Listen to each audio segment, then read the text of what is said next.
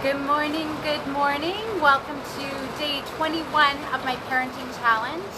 Hopefully you can hear me. It just started a torrential downpour, so hopefully you'll be able to hear me here. I can't believe we're already on 21 days. There's so much to cover, but I definitely didn't want to miss today's topic. I'm trying to go through everything and see what's most important, and today is definitely very important. So the question I'm asking parents is, would you love to have 100% obedience from your child? Would be pretty nice, wouldn't it? Would certainly make life a heck of a lot easier if our kids always jumped when we said jump, right? We wouldn't have these power struggles. However, absolute compliance is not a healthy part of children's development. Nothing good has ever come from anyone who's 100% compliant. Go back to your parenting goals and your values and review those things. Do you have 100% obedience on there? I mean, if you do, that's okay, but you got to know that with 100% obedience comes a great cost. So if you think about it, if we make our kids completely subservient and obedient and we're not training them to think for themselves, what is that going to do? That puts them in a really bad place, right? There's reason why kids have to develop counter will from a young age. Probably from the time they start talking, they start saying no. That's one of their first words that they start using constantly. It's a necessity, their own independence, to start developing who they are, and that's through this and seeing what's important for them. And we also think about, for some reason we put so many more demands on our kids than anybody else. I don't know about you, but I don't nag my coworkers. I don't nag my friends, right? And when our kids don't follow through, or if they forget something, and time and time again we're doing this, but with other people in our lives, we're not necessarily doing that. We might complain to our spouse, or we might complain to friends about our coworkers or things like that.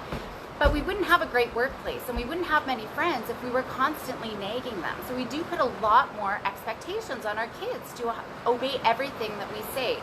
And you know what? We all make mistakes, and that's including our kids. But I also want us to think about the people who've revolutionized the world, right? Away from tyranny, towards equality.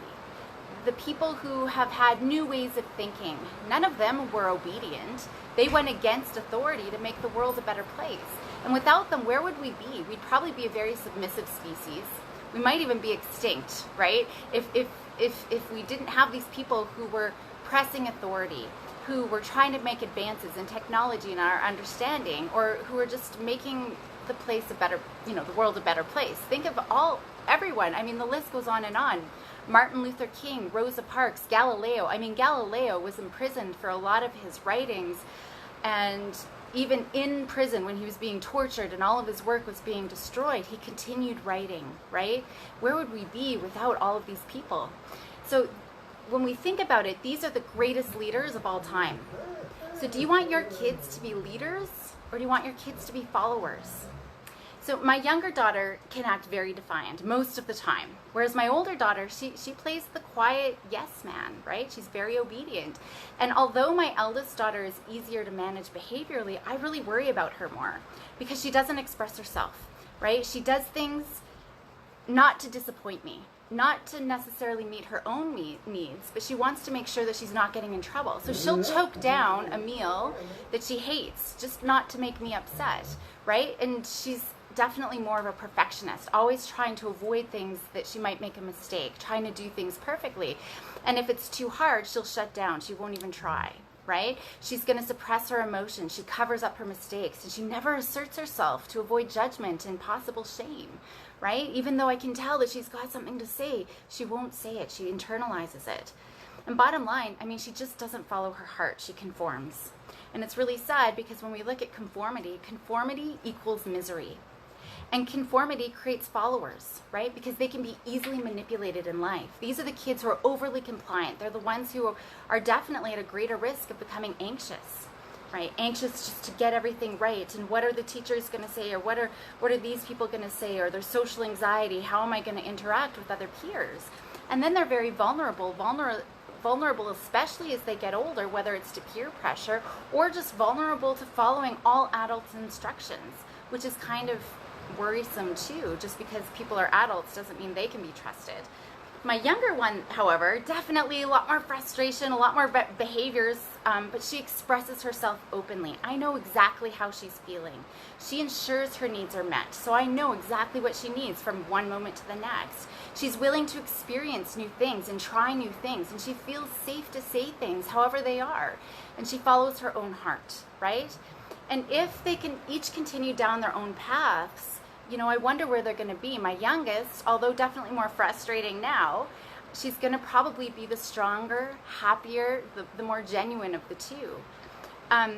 She's going to know who she is, right? She's going to know that she can go and try everything. She's not going to be scared, right, to go and try new things. She's going to get her needs met, and she's going to follow her heart. Isn't that more closely aligned with what we want for our kids? So although we might think as parents, that we are all knowing and we know what's best, we don't always all the time. And especially in this day and age, we don't always know. So why would we want to lead our kids and have our kids blindly follow us without ever questioning things for themselves, right? Assertiveness is also very important for their own well-being and empowerment. This is a very strong, it's emotional strength.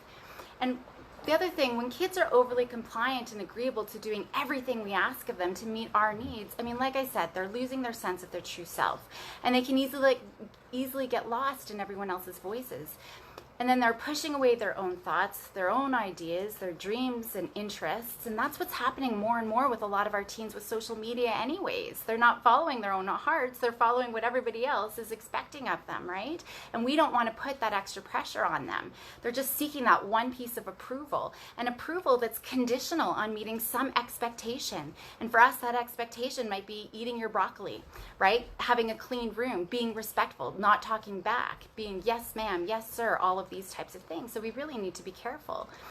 I love Vygotsky's quote. He said, people with great passions, people who accomplish great deeds, people who possess strong feelings, people with great minds and a strong personality rarely come out of good little boys and girls, right? So that's something that we need to think about. It's do we just want good boys and girls? What more do we want for our kids?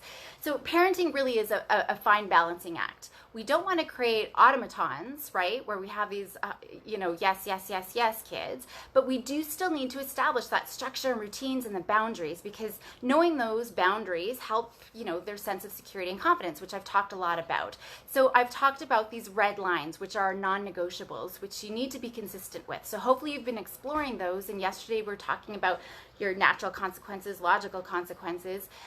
You've already worked on your problem solving and all of those types of things. So now it's making sure, what are my red lines? And if you've done your nagging practice, you would have seen what was easy to let go of, what was harder to let go of, right? And so now we can start creating these limits without expecting obedience 100% of the time with everything. So now you can identify what's most important to you, because it's okay to have red lines, but we want to make sure that our non-negotiables are the right ones, that they actually are important for you based on your values and based on your goals for your kids, right? So I think that piece is going to be really important. So today's worksheets are going to be all about those. But we also want to talk with our kids about those limits, right? Tell them why they're there. Be very transparent. They still might not like them, but they're going to be much more willing to follow through with them when they understand the reasons and they know what those limits are. So for today, consider what is most important to you. Consider the existing rules, the expectations that you have. Do they address what's actually important for you? If not, maybe there needs some tweaking, and you can look at what needs to be tweaking and what's actually going to help your kids, your kids' development, their long-term success, their confidence, all of those things. This is why the family meetings can be really important, so we can talk about this stuff. What is fair? What is reasonable? What can we expect? And I also want you to think about, when your kids are exerting a little bit of counter will, a little bit of talk back, a little bit of pushback, maybe look at the leaders that they are, the leaders that are maybe emerging in there. Are there places that we can show respect and perhaps even admiration for the leaders that are coming out, right? What can we thrive there? So go have a wonderful day, and I will see you tomorrow. Take care.